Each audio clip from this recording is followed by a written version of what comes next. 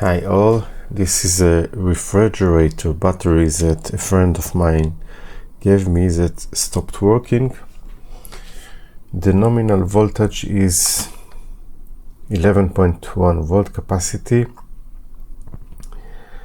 15600 milliamp hour, which means 15.6 amp hour. So let's calculate 15.6 divided by 5. Yeah, so probably there are 5 cells in parallel connected in serial to another 5 cells connected in serial to another 5 cells, or total 15 cells, I guess, in this battery. We will disassemble and find out what we really see. By the way, the model of the refrigerator is Alpicool 55 liter. Okay, so let's now try to disassemble it. We go over what we see.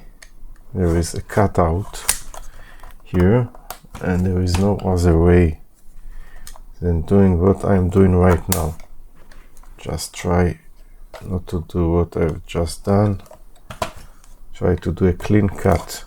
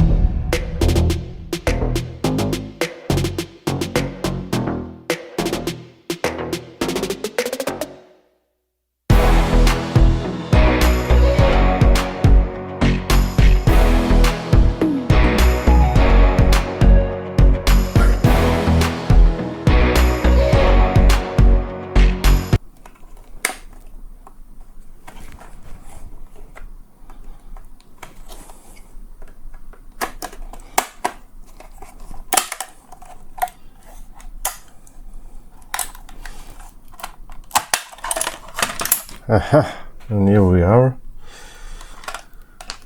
Wow, this was not easy, but never give up. Okay, I see that they also put some silicone here. I don't like when this is done because it's harder to take the cells out.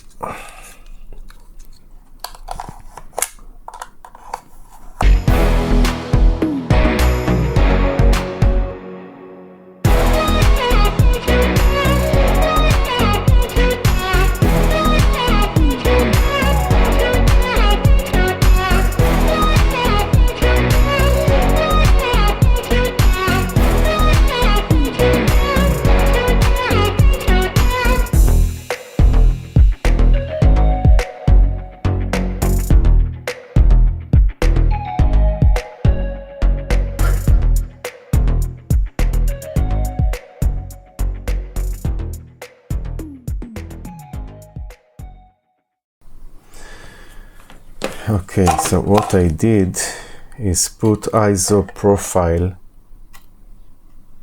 and then you see it arrive to the sticky part and then it goes out. Okay, this is the way you have to use ISO profile, and then you will be able to take the battery off. Okay, but don't give up, because yeah, there is no other way, I think, to do it correctly. And now exactly what almost exactly, not 5, but 1, 2, 3, 4, 5, 6. So 6 by 3. so not 5 in parallel but 6 in parallel. And now we will check the condition of the cells in order to understand where is the problem and if we can fix it. I would like to see if we have a balancing problem. Usually this is the case, yeah, when the cells are not balanced. So very simple to do it. Here on this side simple, on the other side not very simple. But we have also marking B minus, B1, B2 and B plus, so we are very set, no problem. So B minus to B1 3.3, B1 to B2 3.3, B2 to B3 3.3. So the battery seems to be okay. It is just fully discharged. So basically what we need to do is just to charge and put everything back. Maybe the voltage got too low and then it stopped, but I don't see any issue. Okay, so this is a simple one.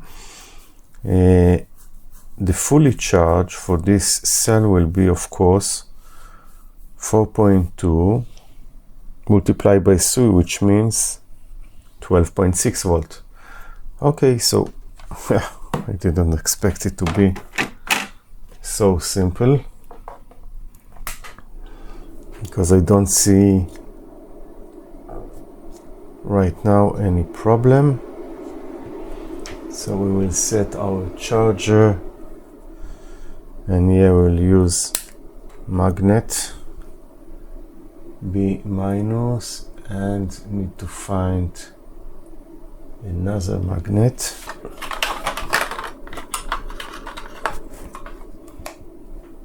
Yeah, I'm not going to charge it fully,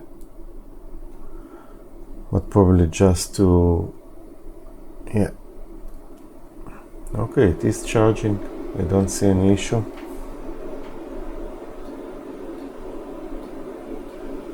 Okay, I will charge and monitor it, and then I put everything back in place, and maybe this will solve the problem. So I don't know why the battery stopped. Maybe because the voltage was too low, but it seems to be charging okay. So that's all for now. If you have an issue with such a battery, you can probably easily fix it. Maybe I will do another test when it is fully charged. I will try to discharge it with 5 amp load to see that it can hold the charge. Another thing that I have to talk about the build quality. The build quality of this battery looks very good, because there are plastic separator between the cells. The PCB, everything is welded very nice. It looks like they have power MOSFET in order to control the output. There is a chip controller, and it is built in a high quality. So yeah, this is what I have to add for Alpicool. Very nice job. There are also sense resistors to the current out, and yeah, it looks like a very good quality. And there is also a temperature sensor that go from this side to the cells. It is sense, yeah, here you can see it sense the temperature of the cells, and it looks like a very nice build quality. So yeah, I give a thumbs up for this. Okay, so thank you and bye.